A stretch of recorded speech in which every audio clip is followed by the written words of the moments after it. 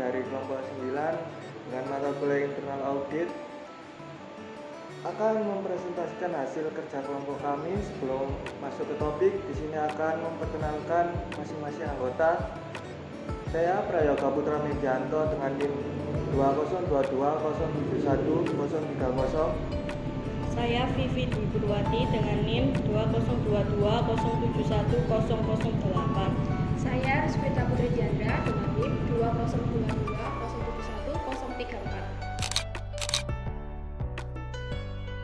Baik, kembali ke topik. Penelitian ini dilatar belakangi persaingan bisnis retail yang semakin ketat menuntut setiap toko untuk menjaga kualitas pelayanan, kebersihan, serta penataan produk agar mampu memberikan pengalaman belanja yang nyaman bagi pelanggan.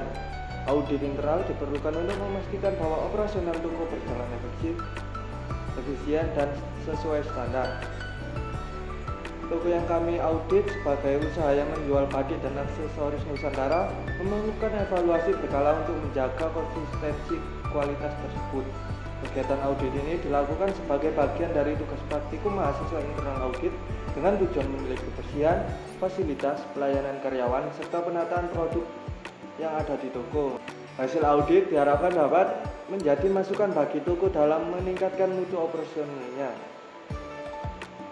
Penelitian ini dengan tujuan yang pertama menilai kebersihan dan kenyamanan toko, yang kedua mengevaluasi fasilitas pendukung, yang ketiga menilai pelayanan dan sikap karyawan, yang keempat menganalisis penataan produk, yang kelima memeriksa manajemen stok dan keamanan, yang keenam menyusun rekomendasi perbaikan.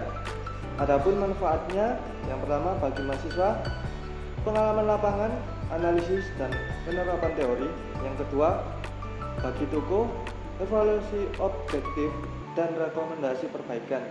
Yang ketiga, bagi kampus, penguatan hubungan akademik industri. Yang ketiga, kebijakan. Pelaksanaan audit internal dilakukan secara independen dan objektif oleh tim auditor. Audit dilaksanakan dengan metode observasi langsung dan mystery shopper untuk memperoleh gambaran kondisi lapangan tanpa pengaruh dari pihak toko. Audit mengikuti prinsip yang pertama ada transparansi, hasil dicatat apa adanya. Kedua, konsistensi audit dilakukan sesuai jadwal. 3, perbaikan berkelanjutan, hasil audit menjadi dasar peningkatan mutu operasional. Dan yang keempat ada referensi. Audit internal mengacu pada SOP toko terkait penataan produk, kebersihan dan pelayanan, prinsip visual merchandise pada toko retail, standar kelayakan fasilitas area publik, pedoman audit operasional retail. Kelima, prosedur. Yang pertama ada perencanaan audit. Tahap pertama dilakukan dengan menyusun rencana audit internal meliputi penentuan jadwal audit, pembagian tugas auditor, serta pembagian area. Disiapkan instrumen audit seperti form audit internal, form temuan audit, dan kamera dokumentasi. Yang kedua ada pelaksanaan audit. Observasi langsung dilakukan pada setiap area dengan metode mystery shopper untuk menilai kebersihan, penataan produk, pelayanan, fasilitas pendukung, pelengkapan label harga, serta kesesuaian stok. 3. Pencatatan temuan. Setiap hasil observasi dicatat dalam form temuan audit meliputi kondisi display, fasilitas, perilaku karyawan, serta temuan terkait kebersihan dan penataan produk. Yang keempat ada evaluasi dan analisis. Auditor menganalisis penyebab ketidaksesuaian dan menilai dampaknya terhadap operasional toko. Kelima ada penyusunan rekomendasi. Auditor menyusun rekomendasi perbaikan yang realistis untuk meningkatkan kebersihan, pelayanan, dan kerapian penataan produk. Keenam, penyusunan dan penyampaian laporan audit. Semua hasil audit disusun dalam laporan resmi yang berisi ringkasan temuan, analisis, dan rekomendasi, lalu diserahkan kepada dosen pembimbing. Form temuan audit internal. Pada area 1 ada pakaian wanita, pakaian anak, pakaian batik wanita, hijab, dan area parkir. Form bukti temuan pertama ada pakaian anak, di mana pernyataan tersebut ditemukan kondisi penataan produk pada rak display tidak konsisten. Beberapa pakaian tidak tersusun rapi dan terdapat pakaian yang terlipat atau menggantung tidak sesuai dengan SOP. Dampaknya, tampilan display menjadi kurang menarik dan mengurangi kenyamanan pelanggan sehingga berpotensi menurunkan minat daya beli.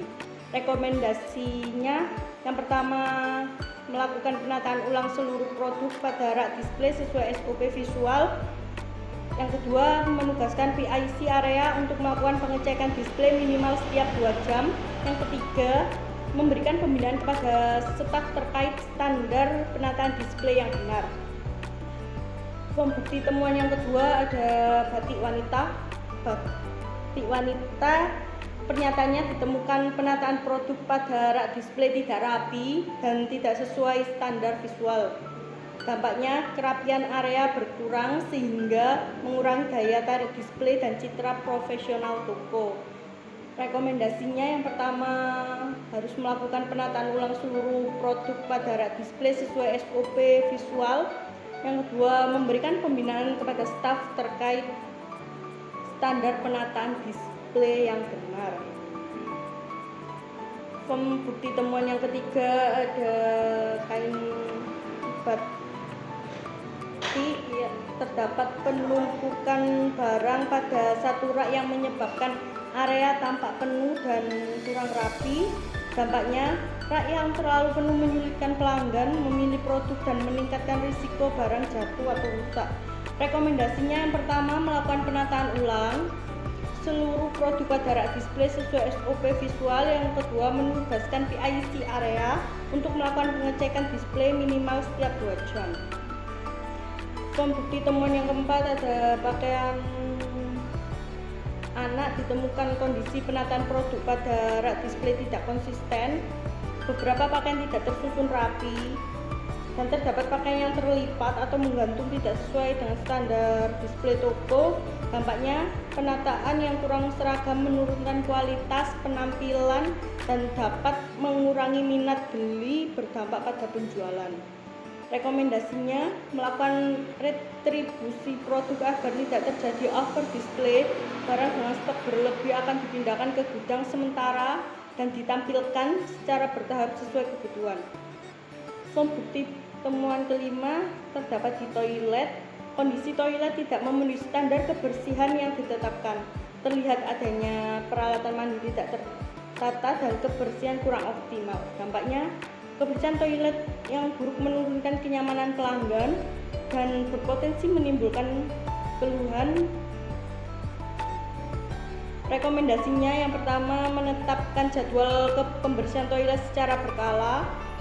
Yang kedua, menyediakan rak atau tempat khusus untuk menaruh peralatan mandi agar tidak berserakan. Yang ketiga, melakukan monitoring oleh petugas kebersihan secara dengan checklist kebersihan harian. Selanjutnya, form temuan auditor 2 dengan bagian area batik pria, toilet, ruang ganti, kain batik, sajadah belangkon, dan celana batik. Untuk yang pertama, bukti temuannya terdapat di area display kain batik. Pernyataannya, ditemukan kain batik yang dibiarkan berserakan di atas meja setelah dicoba pelanggan dan tidak segera dirapikan selama kurang lebih 30 menit. Ini menunjukkan kurangnya pengawasan area display oleh karyawan. Hal ini berdampak kain batik yang dibiarkan berserakan menurunkan kerapian area display dan menciptakan kesan kurang profesional. Hal ini dapat mengganggu kenyamanan pelanggan lain serta menurunkan daya tarik visual produk. Untuk rekomendasinya, yang pertama, tetapkan SOP waktu maksimal perapian area display, misal dalam 5 menit setelah interaksi pelanggan. Yang kedua, tugaskan petugas area secara khusus untuk menjaga display tetap rapi, terutama saat jam ramai. Untuk temuan kedua, yaitu tidak adanya label harga di salah satu baju batik. Hal ini Berdampak tidak adanya label harga dapat menghambat keputusan pembeli pelanggan, menimbulkan kebingungan, dan mengurangi efisiensi pelayanan karena pelanggan harus tanya mandiri kepada penjaga. Untuk rekomendasinya, yang pertama lakukan pengecekan label harga secara rutin sebelum toko dibuka dan setelah restocking. Yang kedua, sediakan label cadangan dan alat cetak label harga di area display agar petugas dapat langsung menggantikan jika ada yang hilang.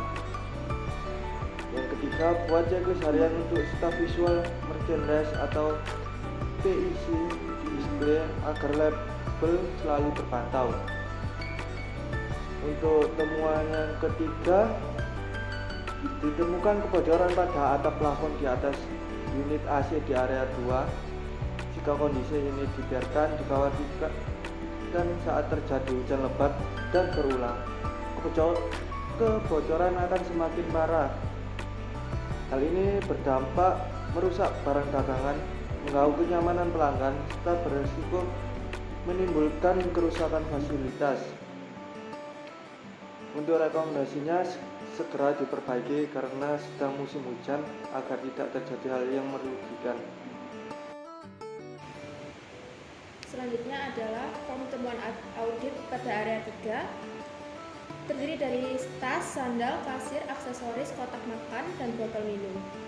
Untuk temuan yang pertama, di area kotak makan, terdapat penataan kotak makan terlihat tidak konsisten, beberapa produk tidak sejajar. Hal ini mengurangi kesan rapi pada area display. Untuk tindak lanjutnya, perlu dilakukan penyusunan ulang kotak makan agar lebih teratur dan seragam. Staf display diharapkan melakukan monitoring visual secara rutin untuk mempertahankan kerapian serta melakukan perapian berkala terutama saat trafik pelanggan meningkat. Temuan kedua, pada bagian aksesoris, ditemukan satu produk aksesoris tidak berada pada rak kategori yang sesuai sehingga penampilan tampak kurang teratur. Selain itu, terdapat satu aksesoris yang tidak memiliki label harga sehingga dapat menghambat proses transaksi di kasir dan mengurangi kepercayaan pelanggan terhadap konsistensi harga. Untuk tindak lanjutnya, aksesoris perlu dikembalikan ke kategori yang benar dan ditata ulang agar sesuai penempatannya. PIC harga perlu segera memasang label harga baru pada produk yang tidak memiliki tag. Disarankan melakukan pengecekan kategori dan harga secara harian untuk memastikan ketertiban display. Yang ketiga, pada area sandal, ditemukan satu gantungan sandal anak yang terjatuh sehingga penataannya menjadi kurang rapi. Kondisi ini mengurangi kerapian area display dan berpotensi membuat pelanggan kesulitan dalam memilih produk.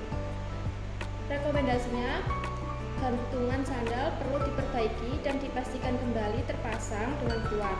Disarankan melakukan pengecekan kestabilan hanger secara rutin, terutama pada jam-jam ramai agar sandal tetap tertata rapi dan aman.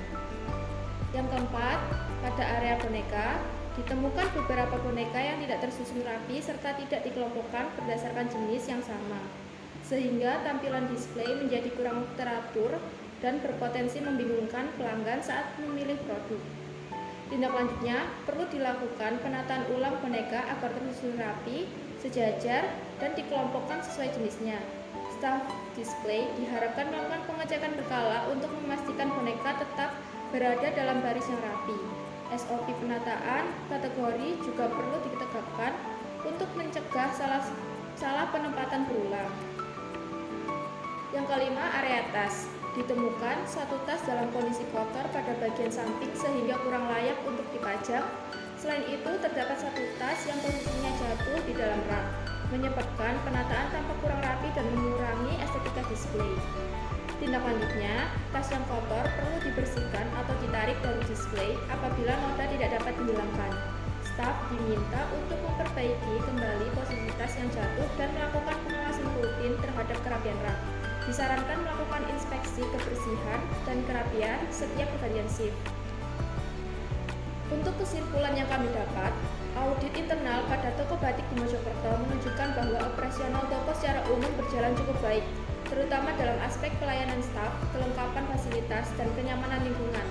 Namun masih ditemukan beberapa ketidaksesuaian seperti penataan produk yang belum konsisten, pengelompokan barang yang kurang tepat, kebersihan fasilitas tertentu yang belum optimal, produk tanpa label harga, respons staf yang kurang cepat, serta adanya kerusakan fasilitas seperti kebocoran plafon dan display yang kurang stabil. Secara keseluruhan, toko memiliki fondasi operasional yang kuat, tetapi perlu meningkatkan pengawasan display, validasi harga, dan pemeliharaan fasilitas agar kualitas pelayanan dan standar penataan toko dapat terus meningkat. Saran perbaikan dari kelompok kami yaitu, toko batik di Mojokerto tersebut disarankan untuk meningkatkan pengawasan penataan display dengan pengecekan rutin tiap shift, serta memberikan pelatihan berkala kepada staf terkait standar visual, teknik penataan, dan validasi label harga. Produk harus selalu memiliki label harga yang jelas melalui pemeriksaan rutin dengan checklist harian. Kebersihan toilet dan ruang ganti perlu diperkuat melalui jadwal terstruktur dan kontrol perlengkapan. Fasilitas bangunan seperti plafon bocor harus segera diperbaiki dan dilakukan pemeliharaan preventif berkala. Penataan aksesoris, boneka, tas, serta display kotak makan dan botol minum perlu dibuat lebih konsisten dan menarik, termasuk memastikan rak dan gantungan stabil. Selain itu, supervisi dari kepala area perlu ditingkatkan melalui monitoring aktif dan evaluasi laporan harian. Implementasi saran-saran ini diharapkan dapat meningkatkan kualitas operasional dan pengalaman belanja pelanggan secara keseluruhan. Sekian dari kelompok kami. Semoga informasi tersebut dapat bermanfaat bagi pemilik toko dan bagi yang menonton. Apabila terdapat kesalahan mohon dimaafkan. Assalamualaikum warahmatullahi wabarakatuh.